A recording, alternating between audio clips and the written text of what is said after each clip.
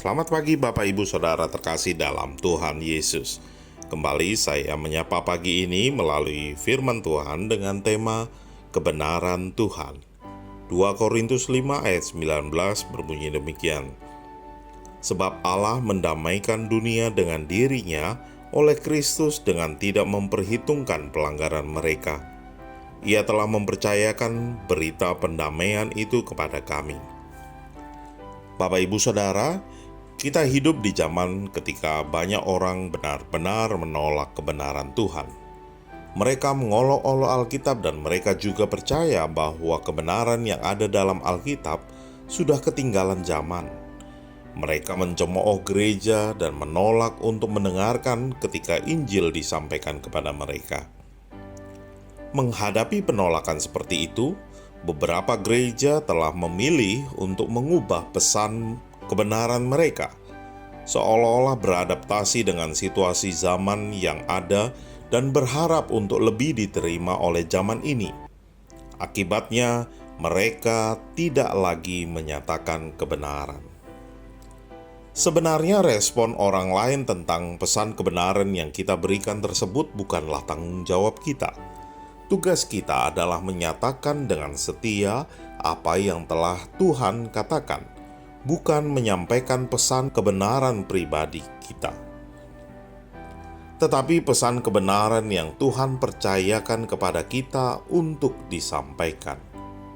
Kita tidak bertanggung jawab atas cara orang menerima kebenaran Allah, melainkan bertanggung jawab untuk menyampaikan pesan keselamatan. Ketika orang Israel datang kepada Samuel dan bersikeras untuk memiliki seorang raja, nabi itu putus asa. Samuel memperingatkan Israel bahwa mereka akan melawan rencana Tuhan. Dia memohon kepada mereka untuk mempertimbangkan kembali, tetapi mereka menolak Samuel. Jadi Samuel pergi kepada Tuhan dalam doanya.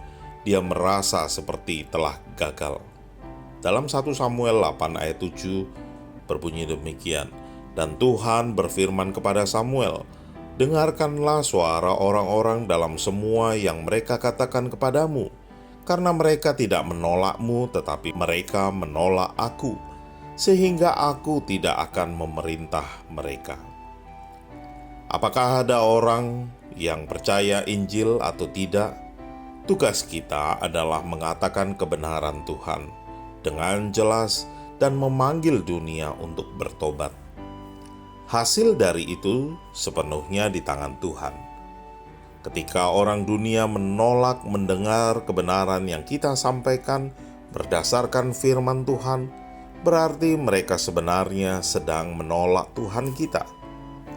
Selama kita setia menjadi saksi kebenaran yang penuh kasih, kita telah melakukan pekerjaan bagian kita. Amin. Mari kita berdoa.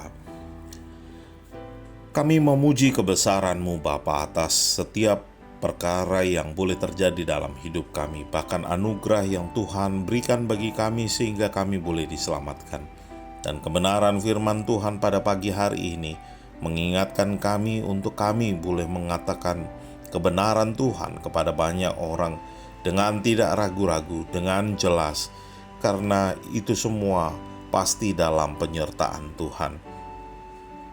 Ampuni Bapa ketika kami takut, ketika kami ragu menyampaikan kebenaran Tuhan yang ada, dan biarlah melalui kebenaran firman Tuhan pada pagi hari ini, kami boleh semakin dikuatkan, kami semakin diyakinkan untuk kami boleh menyatakan kebenaran Tuhan dimanapun kami berada.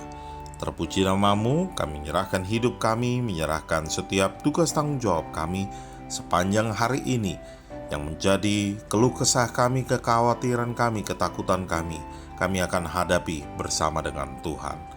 Terima kasih Bapa. Di dalam nama Yesus Kristus Tuhan dan Juru Selamat kami berdoa dan mengucap syukur. Haleluya.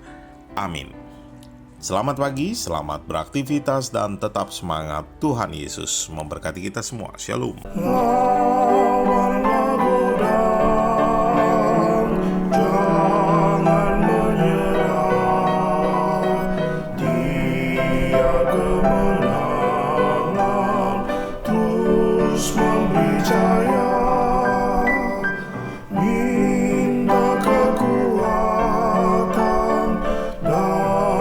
terus berjuang.